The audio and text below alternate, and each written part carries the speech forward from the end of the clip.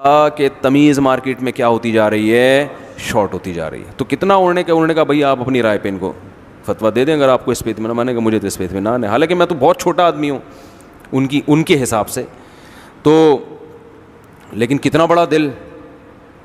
تو یہ چیز اپنے اندر پیدا کریں, اور گھر کے بڑوں کے سامنے بھی.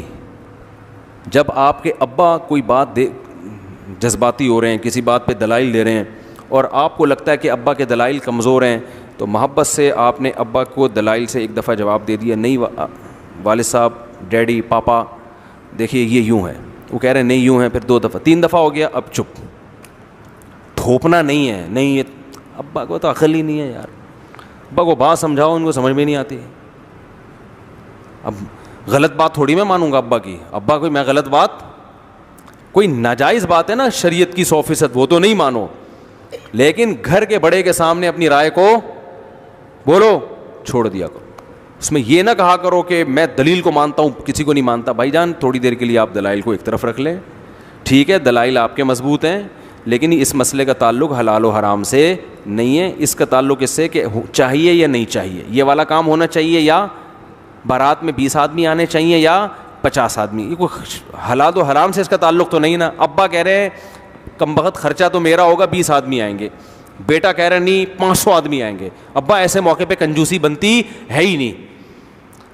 لوگ کیا کہیں گے ہمیں, بھائی چھوڑ دو یار, پہلے ابا کو راضی کرو, لوگوں کو ایک طرف رکھو. تو گھر کے بڑے کے سامنے, ماں کے سامنے, باپ کے سامنے, اسی طرح عورت اپنے شوہر کے سامنے اپنی رائے کو چھوڑ دے نا, تو شوہر کا دل بہت بڑا ہو جاتا ہے. ایسا لگتا ہے جیسے میں بہت عقل مند ہوں, اس کو ایسا محسوس سا ہونا شروع ہو جاتا ہے شوہر کو, کہ آج میری بیگم نے میری بات پہ کہہ دیا کہ میں غلط کہہ رہی ہوں, آپ صحیح کہہ رہے ہیں. وہ خوشی سے مر بھی سکتا ہے کہ اس کا مطلب مان لیا کہ میں کیا ہوں, لیکن لڑ رہے ہوتے ہیں. تو اور آپ بھی بیگم کو کہہ دیا کریں تم صحیح ہو. لیکن اگر دونوں ہی ہٹ دھرم ہیں تو ہتھیار کس کو ڈال دینے چاہیے, عورت کو, کہ یار سربراہ ہے گھر کا, بڑا ہے, تھوڑا ادب تمیز کر لو, اس سے کتنے سارے فائدے اٹھا رہی ہوں میں, مان لو, چلو خوش کرنے کے لیے اوپر سے بول دو آپ بہت اچھے ہیں.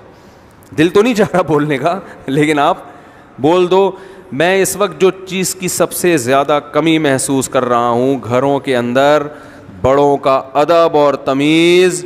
خط میٹ کا جواب کس سے دیا جا رہا ہے, پتھر سے, اور اس کو سمجھا جاتا ہے دلائل کو مانتے ہیں ہم, کسی شخصیت پرستی میں مبتلا نہیں ہے. بدتمیزی کو شخصیت پرستی نہیں کہتے,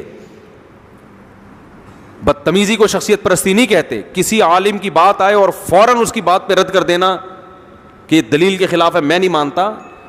اگر واقعی دلیل کے خلاف ہے تو اس طریقے سے رد مت کرو, اس طریقے سے رد مت کرو. آپ بولو کہ بھائی ہو سکتا ہے ان کے پاس کوئی دلیل ہو, لیکن ہمیں بظاہر یہ والی دلیل صحیح معلوم ہوتی ہے, اور وہ بھی غلط نہیں ہے, ہو سکتا ہے ان کے نظر میں یہ مفہوم ہو.